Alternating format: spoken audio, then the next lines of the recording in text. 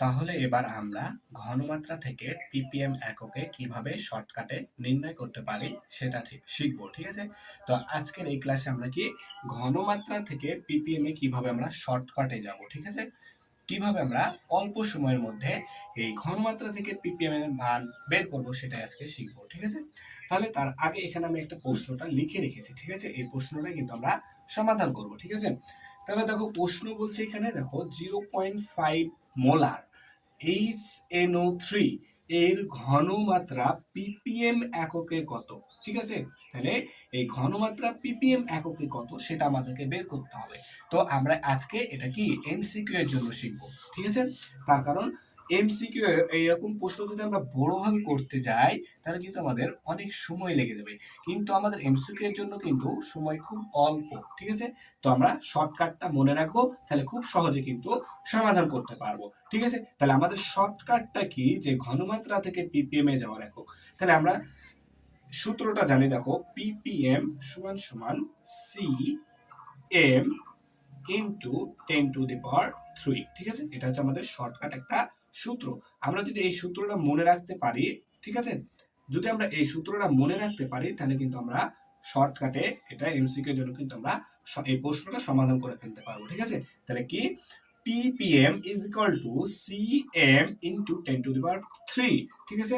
তাহলে এখানে কার পরিচয় কি, দেখো c হচ্ছে আমাদের ঘনমাত্রা, ঠিক আছে। তাহলে c হচ্ছে কি আমাদের ঘনমাত্রা, ঠিক আছে। আর এই এমটা হচ্ছে কি আমাদের আণবিক ভর, ঠিক আছে, কি আণবিক ভর, আণবিক ভর।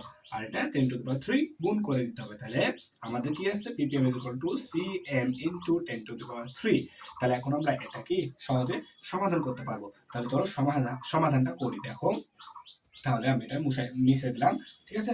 তাহলে দেখো এখানে আমরা বলেছি কি ppm এককে কত, এই ঘনমাত্রা টাকার HNO3 এর ঘনমাত্রা ppm এককে কত। তাহলে আমরা সূত্র কি জানি, যে ppm is equal to cm into 10⁻3, তাই না। তাহলে এখানে c কি ঘনমাত্রা, তাহলে ঘনমাত্রা দেখো দেওয়া আছে 0.5 মোলার, তাহলে ঘনমাত্রা মানে এখানে বসে দিলাম 0.5, ঠিক আছে। এরপর দেখো আছে m কি আমাদের আণবিক ভর, তাহলে আণবিক ভর কার, এই HNO3 এর আণবিক ভর আমাদের এখন বের করতে হবে। তোমরা কিন্তু, আমি আশা করি তোমরা এই আণবিক ভরটা বের করা জানো, ঠিক আছে। দেখো আমি বের করছি তারপর। তাহলে দেখো এখানে আছে HNO3, তাই না, HNO3। তাহলে দেখো এখানে hydrogen 1 plus nitrogen 14 plus oxygen আছে আমাদের 3টা, তাহলে 3 সলং 48, ঠিক আছে। তাহলে এখন দেখো যদি যোগ করি 8 আর 4 12 আর 1 13, 3 হাতে থাকে 1, 4 আর 1 5, 5 আর হাতে রাখে 6, তাহলে 63। HNO3 এর কি আণবিক ভর হচ্ছে 63, ঠিক আছে। তাহলে এখানে আমরা 63 বসাই দিলাম, গুণ ইনটু 10⁻3।